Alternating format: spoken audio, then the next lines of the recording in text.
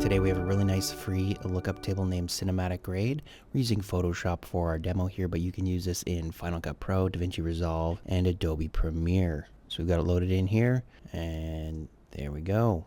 Before, after, really nice color and tone. I'll put a link down below so you can download and try. And if you're looking for more like this, I've loaded one in from the cinematic. It's a flashback, and this is the boosted version, and you get a little more dynamic color and a really nice grade to it. So I'm gonna dial this one down, and we're gonna test out another one, and I've got some loaded in from the film emulation, and we're gonna go down to the Kodachrome 64. Let's try the top one. Really deep colors. You get that with the Kodachrome one. We're going to combo this one up. So we're going to dial 50/50 on each. And let's test those out together. Before and after. Really beautiful combination. Two different LUTs at 50% each. Got a Kodachrome and a cinematic flashback. Alrighty, and I'll put a link down below for the free version of this cinematic grade. And also put a link to our complete collection. Thanks for watching, and see you in the next video.